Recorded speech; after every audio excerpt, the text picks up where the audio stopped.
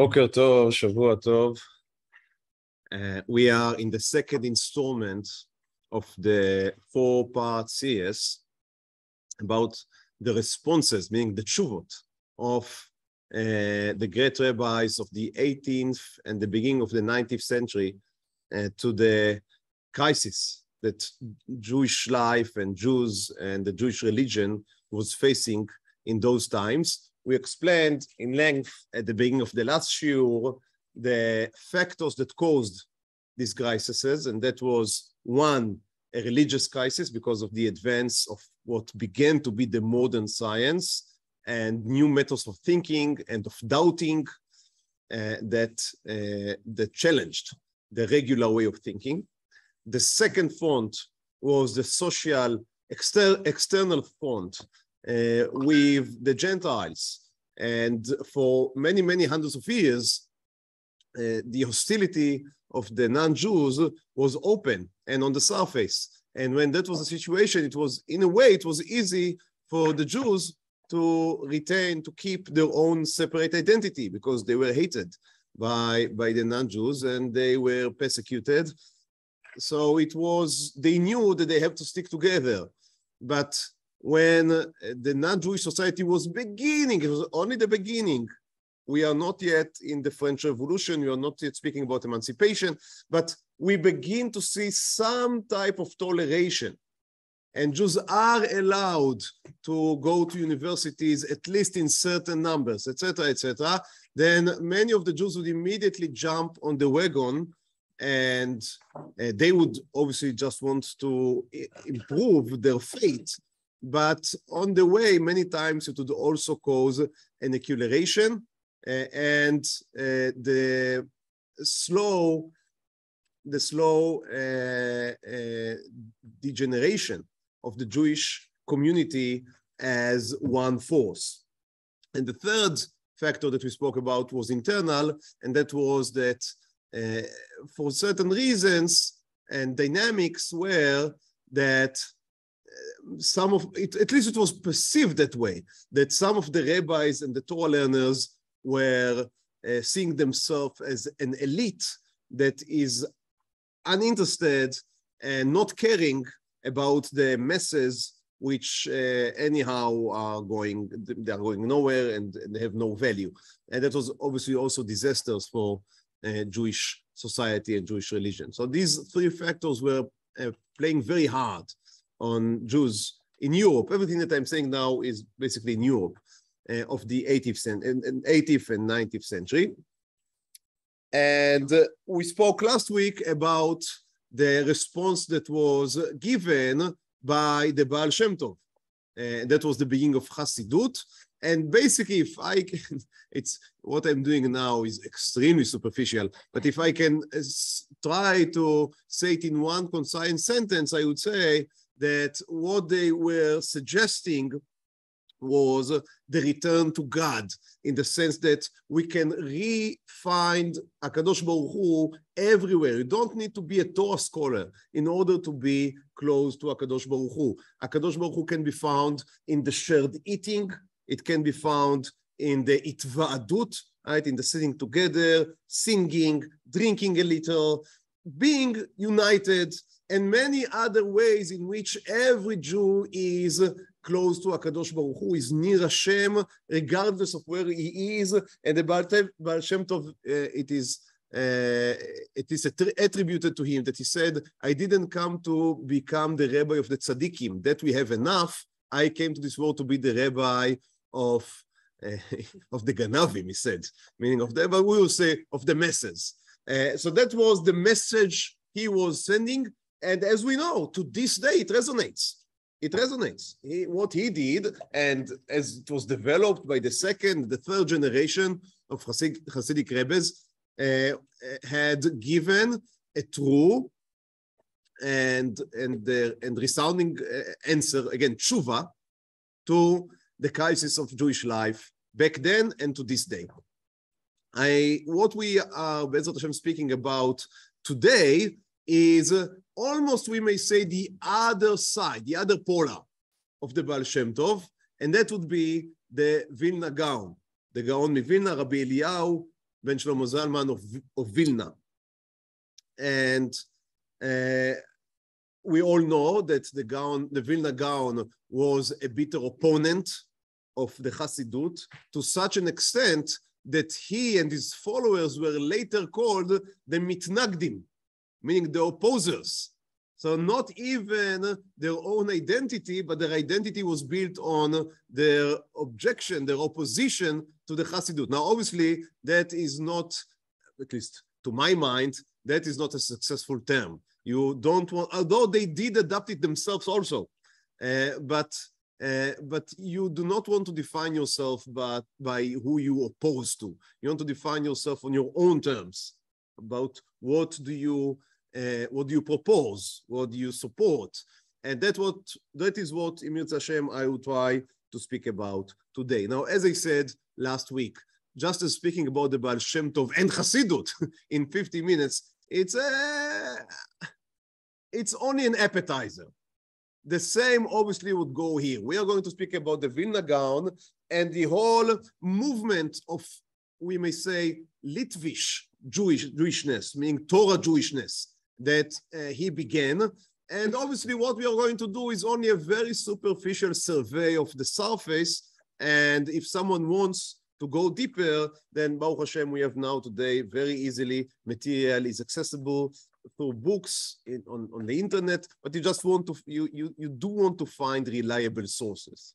Because when we speak about this type of people, then they are so great and there are so many legends about them many times, and everyone wants to recruit these figures to his own camp. So many times you need just to read carefully, and it is better to cross-examine and to look through different sources to make sure that what you are getting is a reliable picture.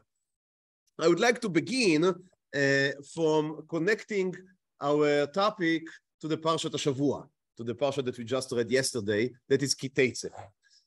One of the Gra Talmidim, one of the Gra students, his name was Rabbi Israel Mishiklov, so he came from a city named Shiklov, that was not very far away from Vilna. And he had a few students from there. And this Rabbi Israel, a very interesting person, he was a very close student of the Gaon in his later years. And then he was given the very important position of editing after the death of the Gaon Mevilna. They wanted to publish, his students and his children wanted to publish his work on the Shulchan Aruch, which they considered maybe his most important work, at least in the Nigle, meaning in the halachic field of the Torah. And he was given the task of first publishing the Beur, the explanation of the Gra, the commentary of the Gra on the Chaim, which is the first part of the Shulchan Aruch. And he did his work, but the children, the sons, and maybe also Reb Chaim Mivolozhin, who was the most close student of the Gaon Mevilna, about whom all will speak Be'ezrat Hashem during this shiur, they were not happy with his work. It seems now, everything that I'm saying now is a guesswork and speculations, but to me it seems like the best guess that they were not happy with the heavy hand attitude of editing that he was employing. So he let himself to edit the words of the Gra in order to make the reading more fluent. Now, that is the usual editor dilemma. To what extent do you interfere with the original words of the writer in order to improve the work, or out of reverence towards the author, you have no permission to alter his words? And Rabbi Israel felt that he is allowed to change some of the, obviously not the meaning, or at least he believed that he's not changing the meaning, but just in order to, when he was taking parts from different works of the Gaon and patching them together, he wanted the reading to be fluent. He didn't want it to feel as you are going through different sources that was just stitched together. So he let himself edit the work, and it seems that he was fired by the committee of the sons of the Gaon and his closest student, as I said, Xaim. So it just does not appear in the next parts of the commentary of the Shulchan Aruch, and they are not edited at all. So you're just given raw sentences, and you're supposed to understand by yourself. So the best guess is that he was, again, I don't want to say fired, but the work was discontinued. His work was discontinued, and he made Aliyah to Eretz Israel, to Tzfat, and there he wrote a sefer named Peat HaShulchan, which is a halachic work completing the Shulchan Aruch about the mitzvah that relates to Eretz Israel, Trumot, Masrot, Shemitah, etc., etc. A very important sefer. In his introduction, he speaks about his connection to the Vilna Gaon, and he has extremely interesting stories there. As I said, he was a close student. One of the stories he tells is that the Gaon used to say that every person has a pasuk in the Torah. Every person has his own. The Torah speaks about every neshama that had and would go down to this world. So you have a pasuk that is not only for you, I mean, there are more people than psukim, but you have your own pasuk or your own words. So once someone asked him, what is your own pasuk, Rabbi Eliyahu? And the Gra answered that his pasuk is Even Shlema V'Tzedek Ihye Lach. So that is a pasuk from the end of our Parshat HaShavua, in which we are commanded that not only that we should not cheat in transactions, in financial transactions, but also we are not even allowed to have in our home weights that are not properly balanced. So you must always check the weights, right? That's the right word, right? The scales in your house, even if you do not use them right now. You must be completely straight, always truthful and loyal to the truth. That was the idea. It is the idea of this pasuk. So says the Gra, Even Shleima, Even Eliyahu, Aleph, Eliyahu, Ben Even, Eliyahu, Ben Shleima, Shlomo. So Eliyahu, Ben Shlomo. So he said, this is my pasuk. And that would be now a question that we would ask, and Be'etzat Hashem I would try to answer in the end of this reading, and that is the end of this shiur. That is, why is this pasuk related to the Gra? That it did not explain. So he just said, this is my pasuk. He did not explain why is it that his pasuk would be about the truthfulness of scales. So now, after connecting to the Parshat HaShavua, let us return to the origin, the beginning of the Gra's life. And here I am going to use the story as it was told by his sons in the introduction to the commentary of his commentary to the Shulchan Aruch. Now, it was published just near his death, a few years later, I think 5 years later. So there were still people that knew him. So I presume that they would not publish something that would be completely out of field. Now, obviously, children cannot be expected and should not be objective towards their parents. So, and obviously, when your parent is someone on the scale of the Vilna Gaon, then it is impossible to be objective in any which way. But I would just say that it seems that the stories are correct. And we spoke about Hasidic stories last week, and that is a very different genre. Speaking about Hasidic stories and Mitnagdic stories and Litvi stories, we have to understand it's a different genre. It's a different. Let's see it inside. It's amazing anyway. It's just amazing anyway. So I apologize for the printing. I couldn't find it anywhere typed. So I could have just sat the whole night and type it by myself, and but I didn't manage to type. So in the end, I just made a copy. So we just read it, and I apologize. We just read it from inside. Okay, so that's what they say. לולי השם הותיר לנו חטיבה אחת בעולמו, דלת אמות של הלכה, הוא חלקו של הקדוש ברוך הוא זיוו והדר. So they say, after the destruction, after the Khurban, the glory of God left the world. Now, just keep in mind the Hasidic idea. Okay, keep in mind the Hasidic idea. So they present the Gaon of Vilna, this is the introduction. After the destruction of the world, God cannot be found in our world anymore. As long as there was a Beit HaMikdash, then you could take an axe and bring it to Beit HaMikdash, the axe would become Kadosh, right? It would become a korban. But now that the Beit HaMikdash was destroyed and Shechina had left the world and we are in Galut, so you cannot expect to find HaKadosh Baruch Hu in this world. This world is in Khurban, it's in Tuma. So where can you find God? Daled amot shel halacha. In halacha, and they do not mean here only practicing halacha, but in the realm of learning halacha. When you go and you learn Torah, you lift yourself to a different plane, to a different realm. You are what you learn. That's an extremely important principle. You are what you think about, not where my body is, that is accidental. Where my mind is, that is the true and inner form of where I am. So God is to be found in the thought, not in the table and the chair. Ofia oro, so the Gra, who is the representative of HaKadosh Baruch Hu in the sense that he is the master of halacha, the master of Torah. He appears, his light appeared בשנת תפ"ב לאלף השישי, that is for us, that is 1720. 1720, and it was the first day of Pesach. Now, I mentioned many times that usually we do not know the exact date, even of great people. We do not know the exact date of their birth.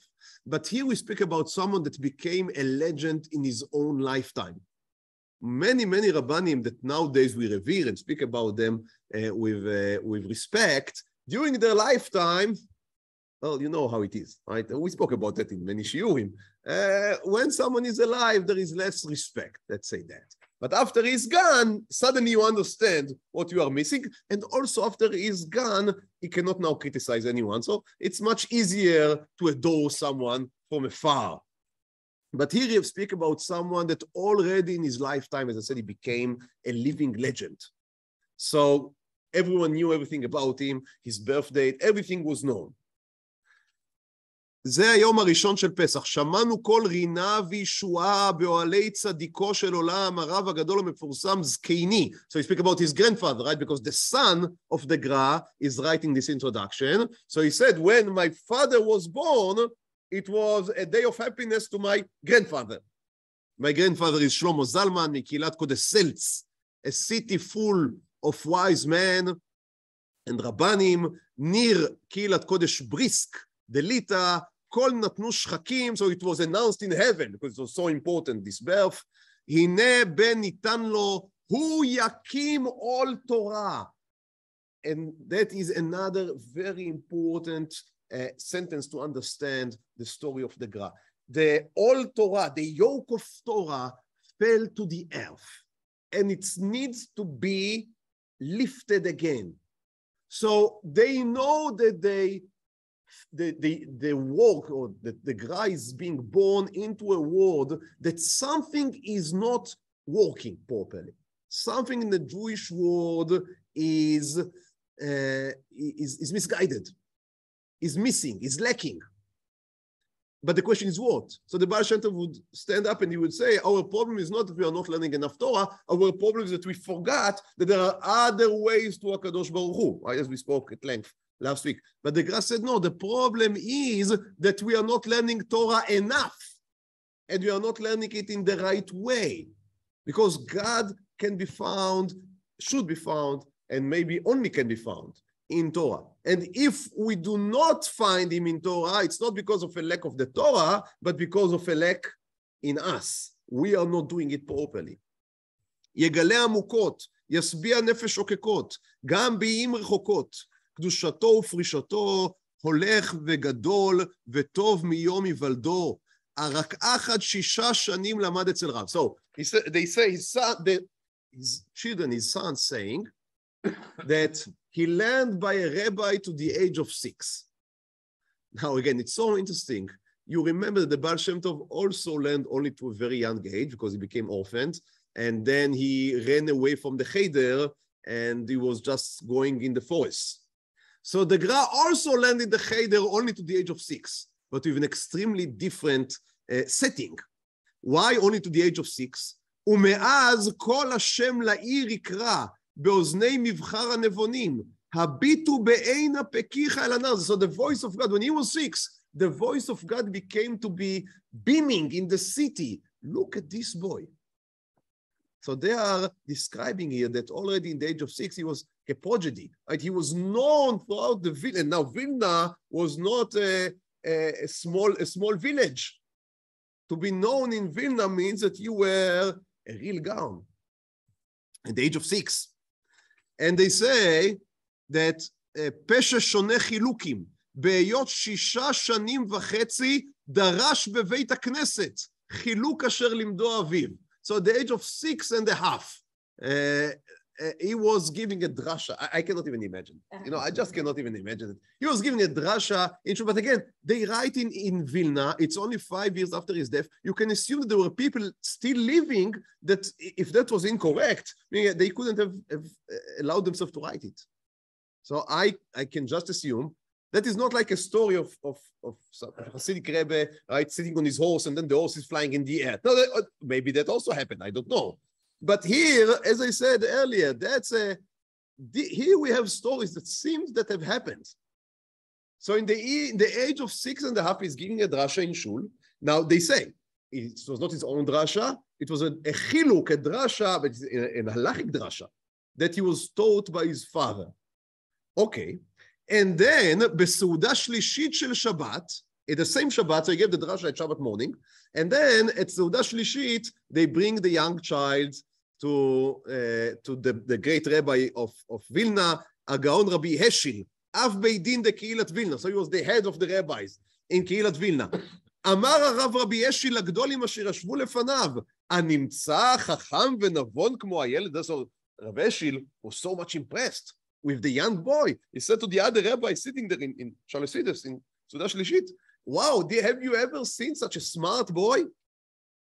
And the other rabbis, they were like belittling it. They said, אין זאת מן הנפלאות, that's not a miracle, רק אות על טוב השגתו, אין אביו לימדו ויורהו, ויאמר לו פעם 2 ו3, וקיבל היטב.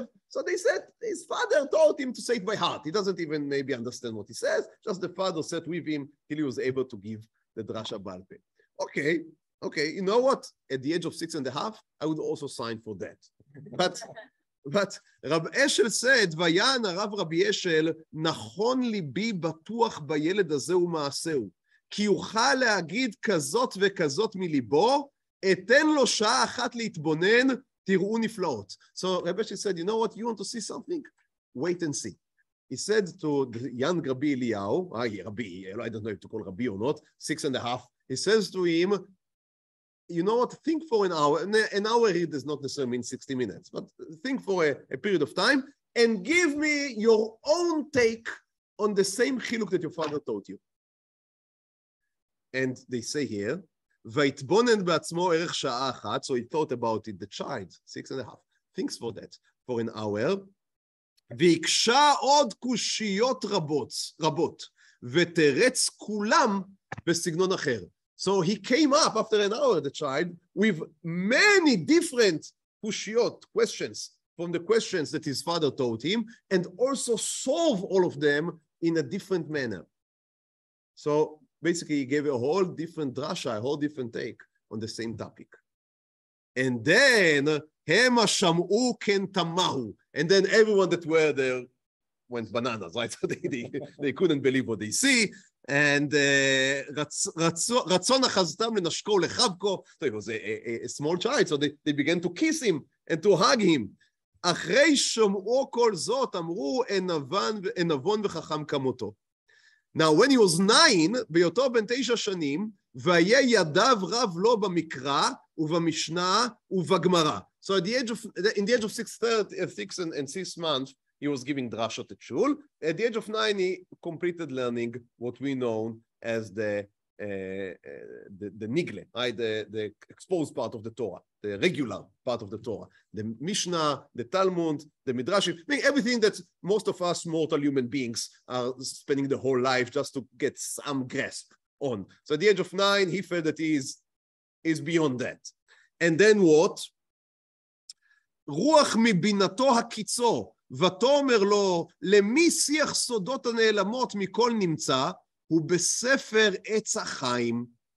עץ החיים is the book by the Ari, meaning by Rabbi Chaim Vital, but it's the Kabbalah of the Ari. So at the age of 9, he begins to learn Kabbalah.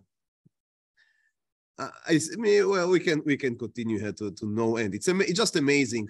It's just amazing. So they say that in half an year he finished learning the whole of Etz HaChaim. Again, people, that's a lifelong, maybe a few lifelong projects. And so that was 6 months for him at the age of 9 to learn everything. And then he knew. I skip now. בהיותו בן י"ג שנה ויום אחד. I skipped maybe 2 or 3 lines.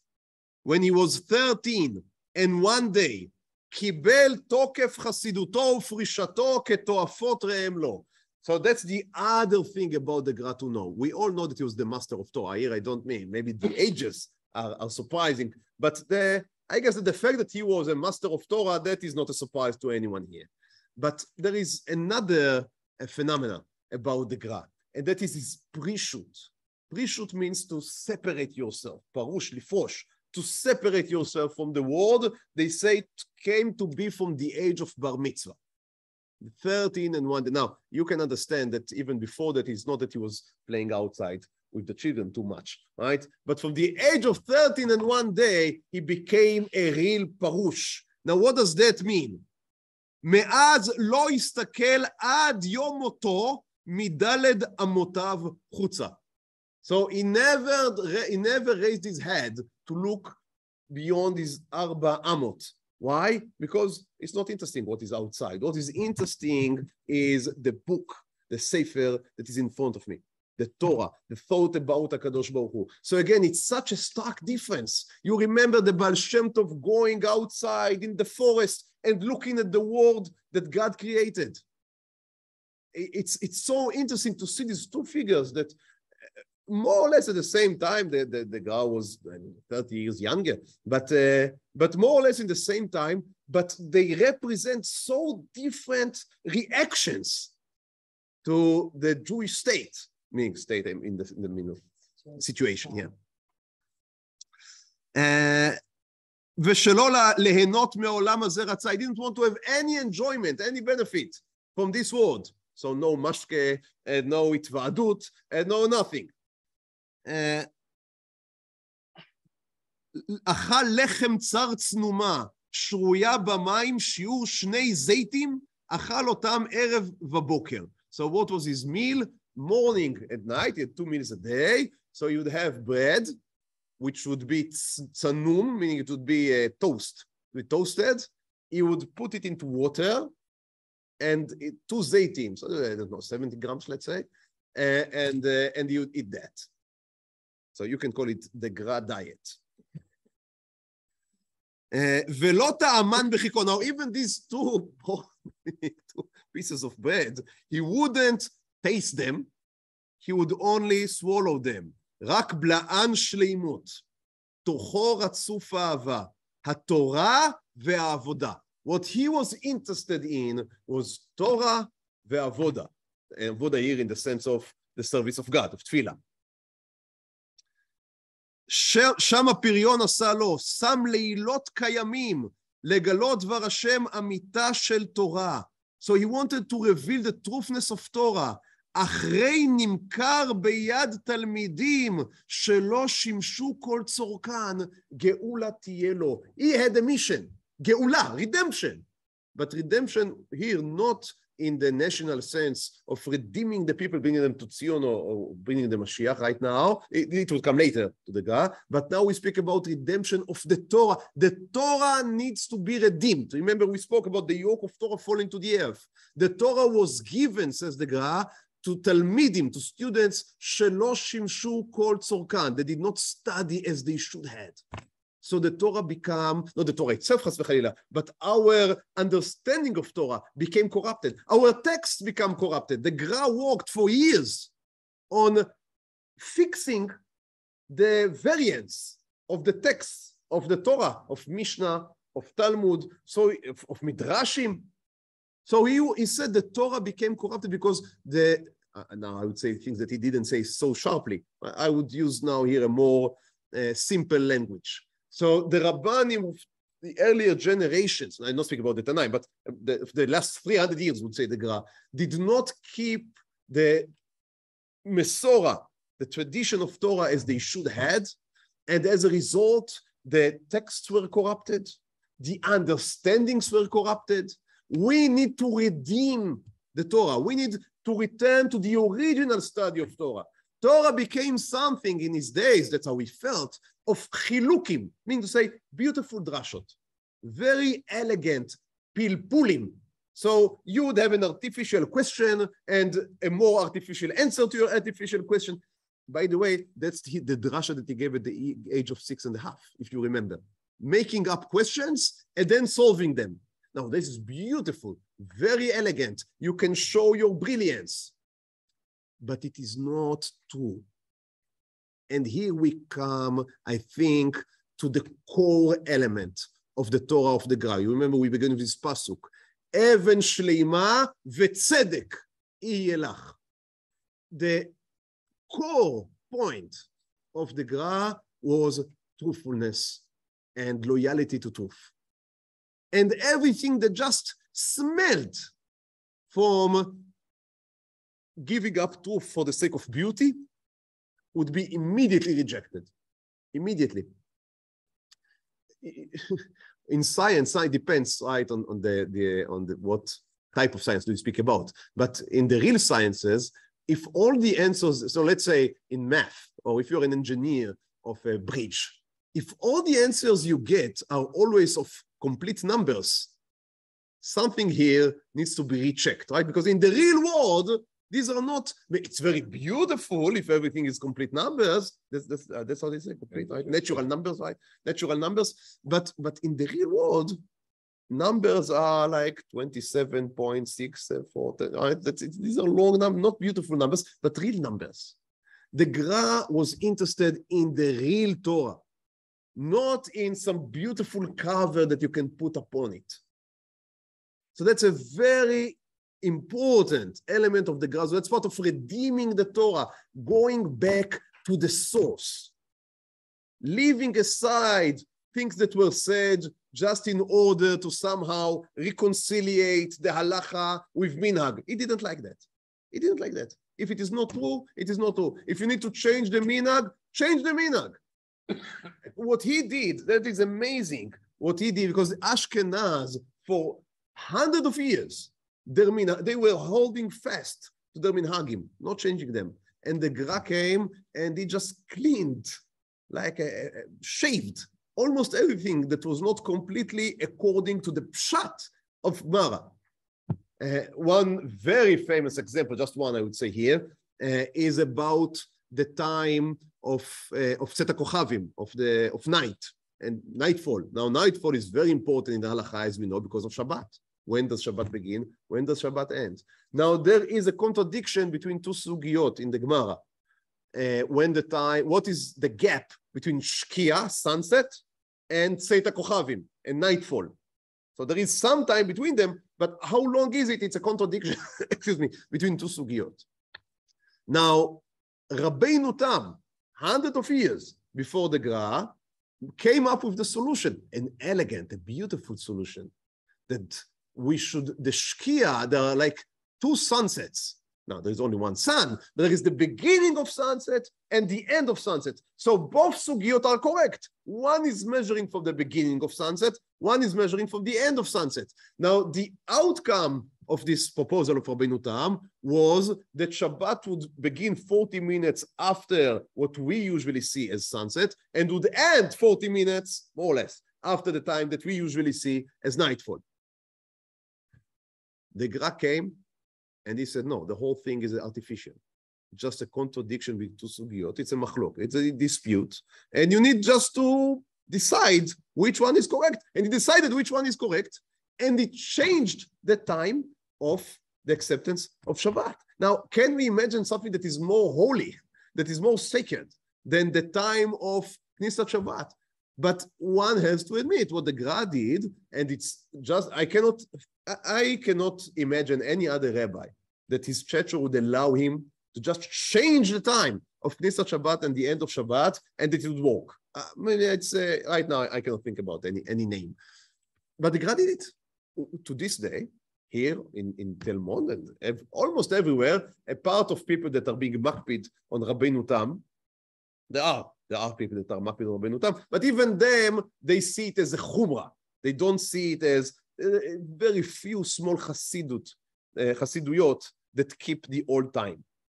But almost all of the Ashkenazic Jewish, or the Sephardic, always kept it according to the earlier time. But the Gra came and he said, no, again, it's difficult to say, but we were wrong. For 600 years, for 700 years, the Gaonim were right, the Sephardim are right, and we are now changing. And it worked. What can we say? It worked. So that is a testimony to the greatness of the Gra. And that's not the only thing. We all know Birkat Kohanim in Chutz La'aretz is only, I said I have to give only one example, but it's so interesting. So we know that Birkat Kohanim is in Chutz La'aretz is only on Musaf of Chagim, so it's very, very, very limited. The Gra said, I don't see why it should be like that. There is nowhere in the Torah that the mitzvah of Birkat Kohanim is limited to only Musaf in Chagim. It makes no sense. So he said, I would return Birkat Kohanim to what it should be. By the way, Sephardim in Chutz La'aretz say Birkat Kohanim every day. They never have heard about this Ashkenazic minhag.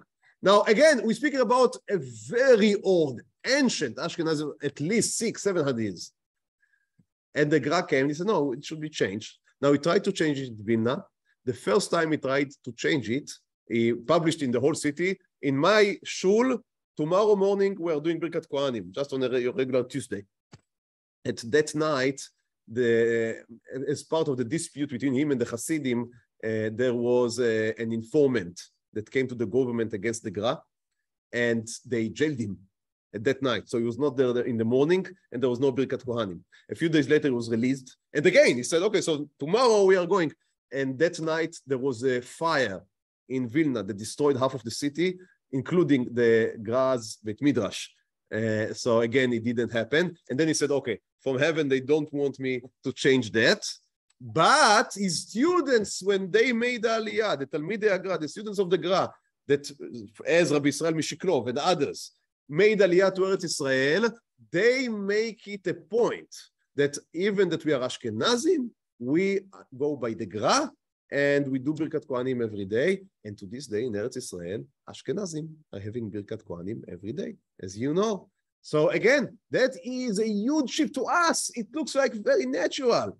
That in Eretz Israel, of course, in Eretz Israel, we do every day. In Chutz La'aretz, we do only 4 times a year. It makes no sense. There is no difference. I can make up reasons, but basically, there shouldn't be any reason why there would be a difference between Chutz La'aretz and Eretz Israel. The only reason there is a difference is the historical reason that we just spoke about, that the Gra changed the minhag, but he was not able to do so in Vilna because from heaven they didn't let him. So it happened in Eretz Israel.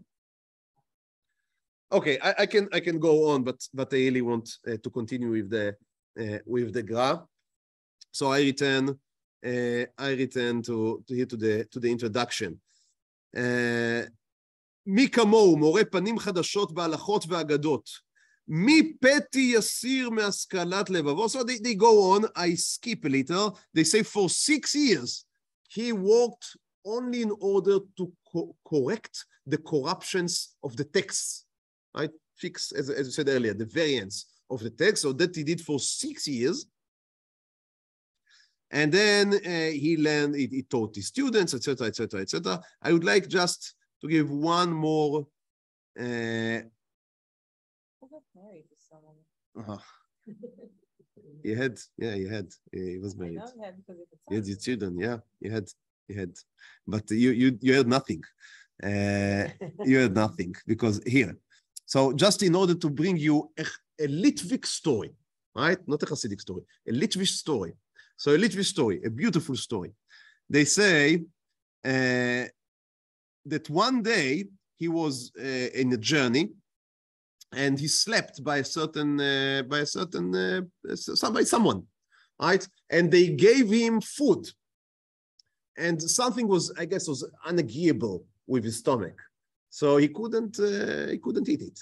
He couldn't eat it. But the house, I mean, the man of the house asked him to, the owner asked him to eat. So he said nothing, and he ate it, and then he vomited it. It went out. He had some ache. But then now the owner didn't see that what happened to him, and he came and he saw that he didn't eat. So he asked him again, "Why do you not eat?" So he ate, and again he vomited it. Now, what the story is about? Now, if it was a Hasidic story, it would end up with saying that later it was revealed that the basar was non-kosher or something, and that's why he couldn't eat. But by the Gra, it just ends saying that the Gra told them that he felt a need to eat because there is a Gemara saying that everything that Kol sheyomar lecha baal habayit aseh chutz mitzeh, everything that the owner of the house is asking for you, when you are a guest, you should follow the house rules. So if you are being asked to do something, you should. And that was what, so that's a story. Now, for us, we are regular to Hasidic stories. What is the point? Right? What are you trying to convey? What you're trying to convey is that it was fully devoted to the service of HaKadosh Baruch Hu. Everything else, how he felt, what his body situation, everything else was not even secondary. It was just non-important, non-issue. And they continue. Now, what I'm going to read now, I have to give a warning. And the warning is that for some of us, maybe for all of us, what I'm going to read does not seem as a praise. It would seem maybe as something that is problematic.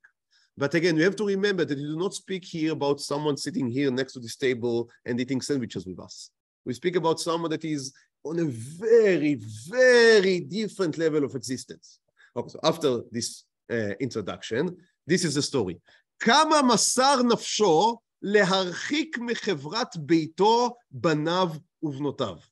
So he worked very hard on himself against his natural emotions to distance himself from his household, his wife and his children, his boys and girls. רק יראת השם טהורה לשכנה דרש בין כתפיו שכן. So the only thing he wanted to do is to be engaged in Torah. And even when he was engaged with his children, they say, עד שמימיו לא שאל את בניו ובנותיו בעסק פרנסתם. He never asked them how it's going in work. He only asked them, where do you hold in Baba Kama?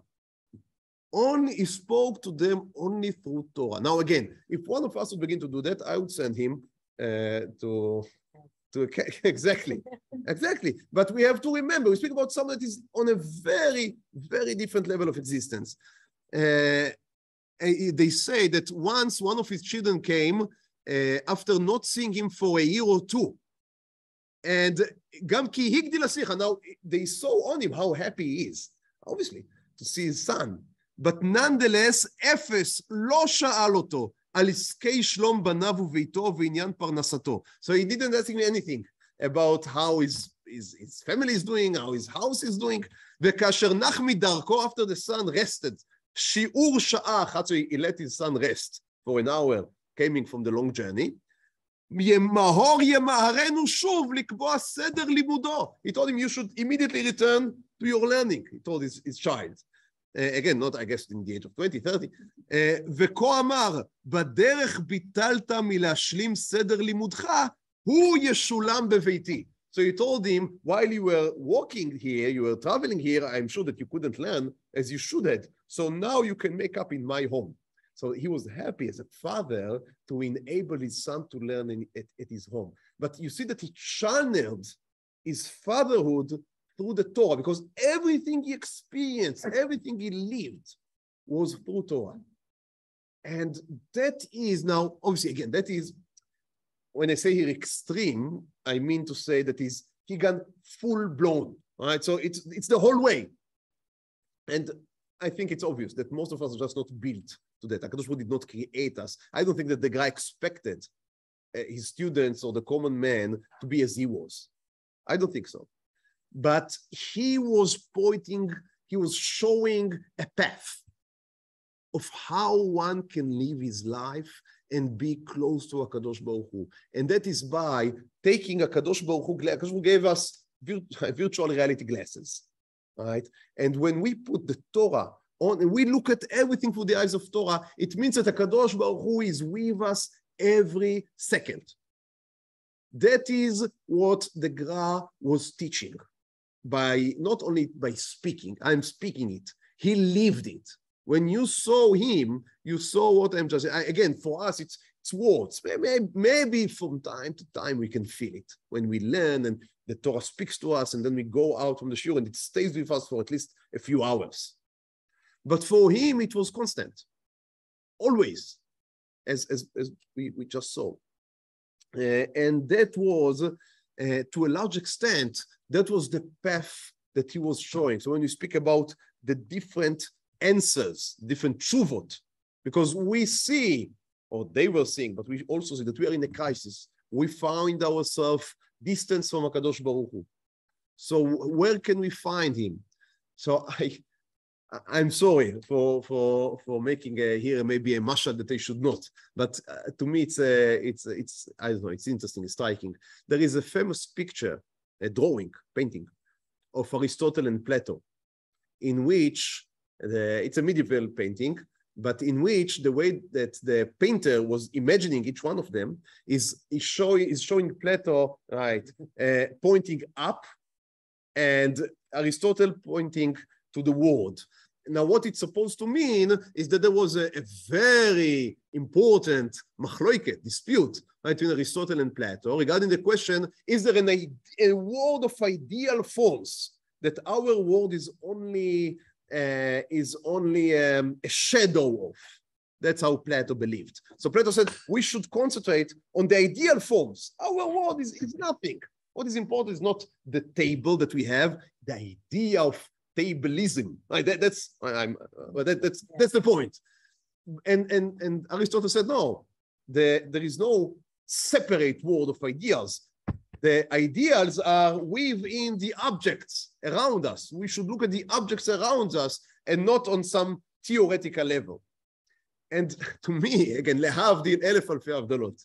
But at least I find it helpful in the context of the Baal Shem Tov and the Gra. Right? So the Gra is pointing at the world. He says you can find God everywhere.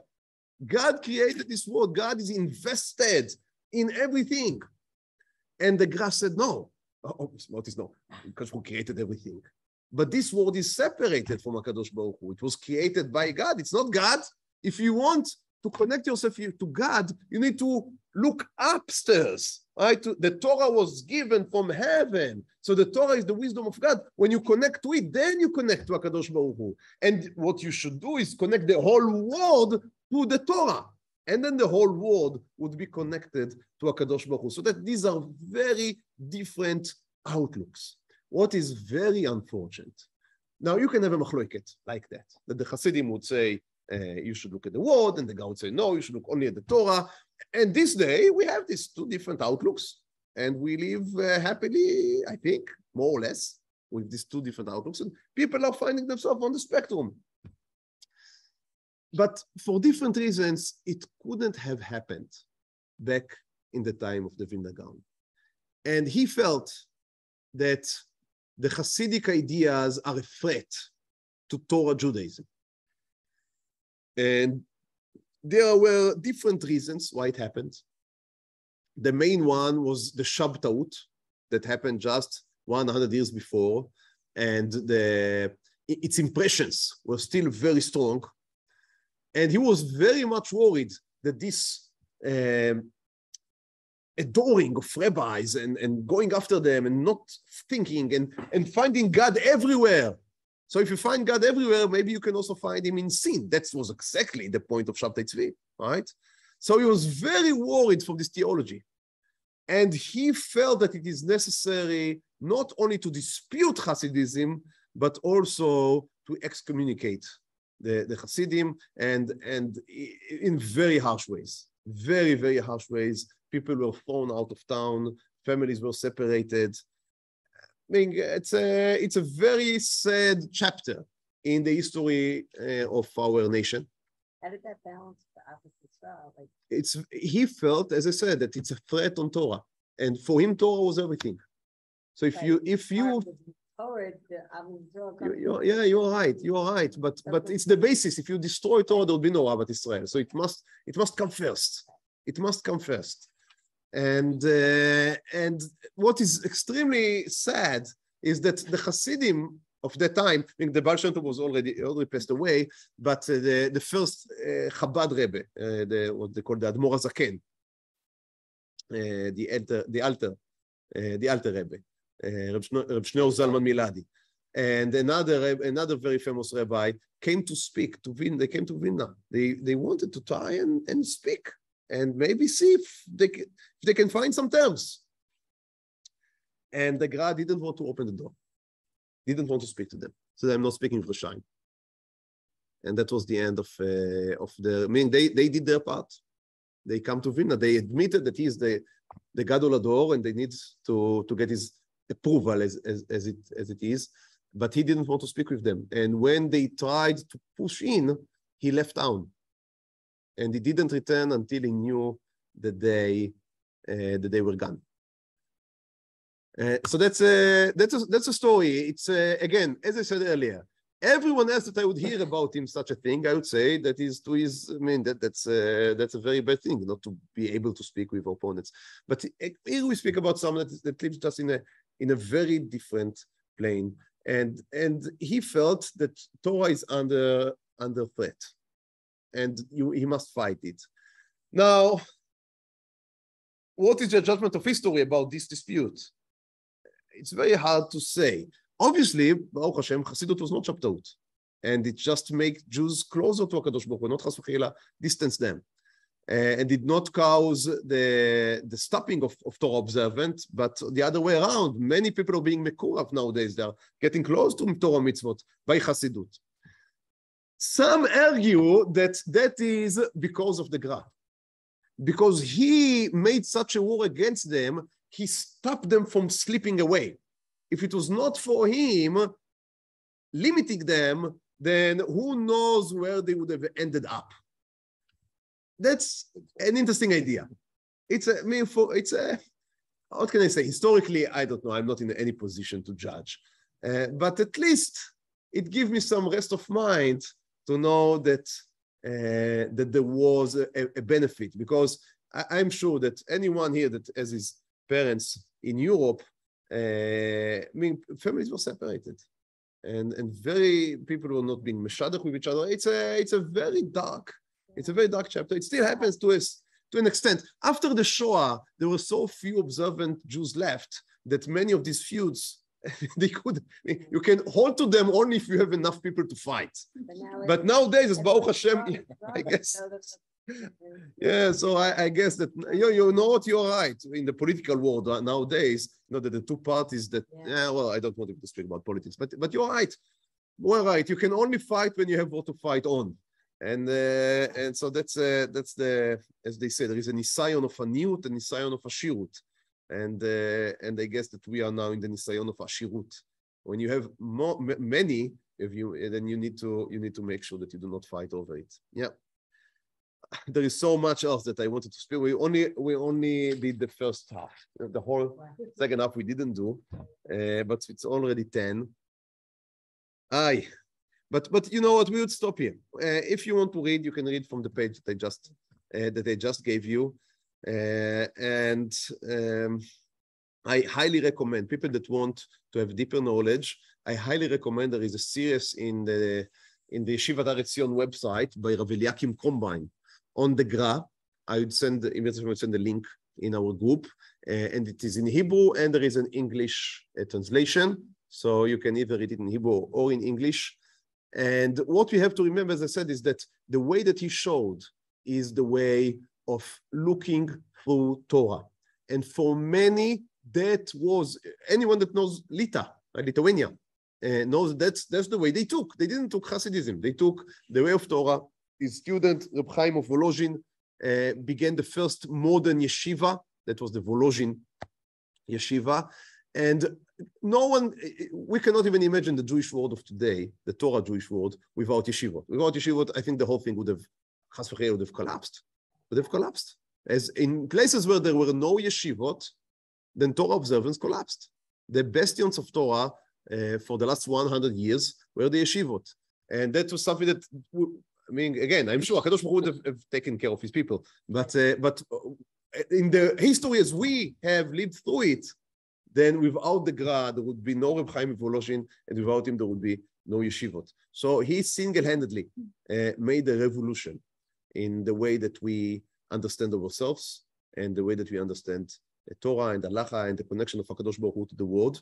I think that we lived in blessed times in which we do not need to choose between the Baal Shem Tov way that we spoke about last week and the Gra way that we spoke about this week, but we are able really to try and develop something that is more whole, because there is truth. Again, who am I to speak? But at least from my very small point of view, it seems obvious there is truth in both ways, and we should try to incorporate according to our own status and station in life. Thank you. Imir Hashem, next week we speak about a very different response to these crises, and that would be the one of Rashar Hirsch, the Reb Shimshon Raphael Hirsch, Torah with Derech Eretz, Bezrat Hashem, next week. Thank you, Rav. Thank you. Bye-bye. Thank you, bye.